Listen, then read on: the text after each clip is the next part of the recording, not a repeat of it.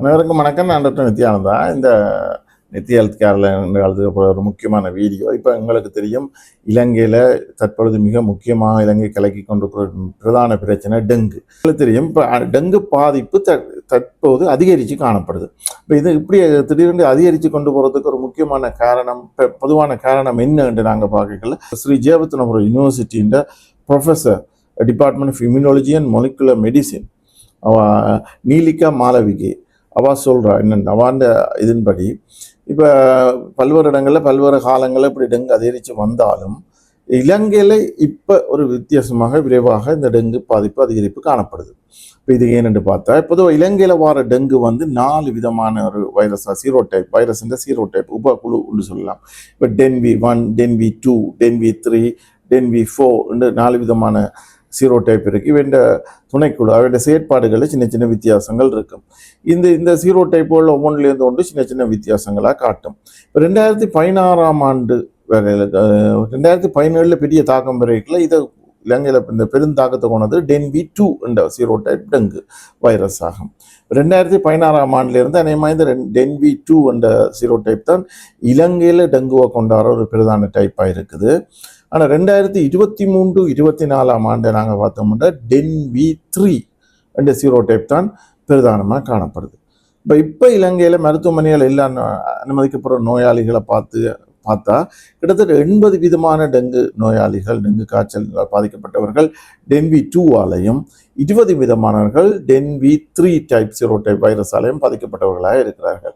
என்ன சீரோடைப்பாக இருந்தாலும் ஆரம்பத்திலேயே டெங்கு தொற்று உள்ளதான அடையாளம் கண்டு சிகிச்சை பெற வேண்டியது மிக முக்கியம். ஏனென்றால் இந்த காலத்தில் பரவலாக இன்ஃப்ளூயன்ஸா, சிக்குங்குனியா, மற்ற சாதாரண வைரஸ் தடிமங்காய்ச்சல்கள் இப்படியான நோய்களும் பரவலாக பரவி கொண்டிருக்கிறது. எனவே காய்ச்சலை அசட்டு இனமாக நாங்கள் விடக்கூடாது. அப்படியான காய்ச்சலை நினைச்சு டெங்கு காய்ச்சலை நாங்கள் ஆரம்பத்திலேயே சிகிச்சை எடுப்பதை தவிர்த்து கொள்ளாமல் அவதானமாக இருக்க வேண்டும். இதன் காரணமாக சிக்கல்கள் ஏற்படலாம் என்பதை அவ தெரிவிச்சிருக்கிறார்.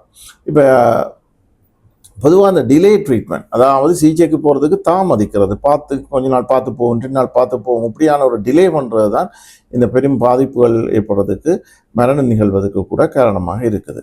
இப்போ பொதுவாக டெங்கு காய்ச்சலாக இருக்குமோன்னு சந்தேகம் வரணும்னா பிளட் டெஸ்ட் செய்யணும். இப்போ சிம்பிளான blood test, full blood count, இப்போ இதில் ஃபுல் பிளட் கவுண்டில் வச்சுக்கொண்டு பிளேட்லெட்ஸ், குருதிச்சிறுத்தட்டுகள் எண்ணிக்கை, மற்ற பிசிவி, அது இதுகளை வச்சுக்கொண்டு பார்க்குறது. இதை விட ஆன்டிஜன் டெஸ்ட்னு சொல்கிறேன், NS1 ஆன்டிஜன் டெஸ்ட்.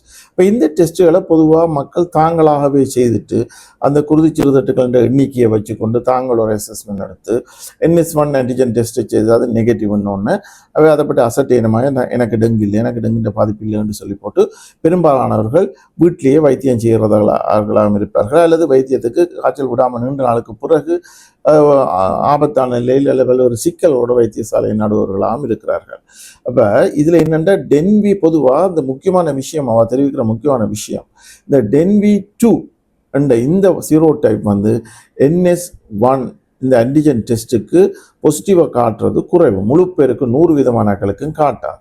ஆனால் டென்வி3 என்ற சீரோடைப் இது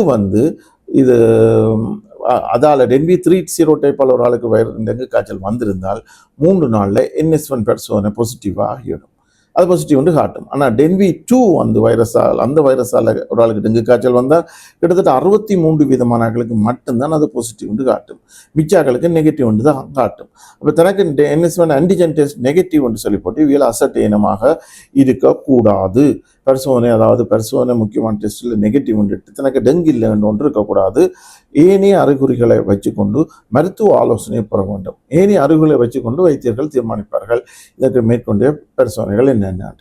எனவே தனியாக உங்கள் ரத்த பரிசோதனைகள், இந்த NS1 ஆன்டிஜன் டெஸ்ட்டும் ஃபுல் பிளட் கவுண்ட் இந்த டெஸ்ட்டை வச்சுக்கொண்டு சுய வைத்தியங்களோ உங்களோட சொந்த ஆலோசனைகள், நண்பர்களின் ஆலோசனைகளுக்கு ஏற்ப வீணாக சிகிச்சை பெறுவதில் தாமதிக்க வேண்டாம்.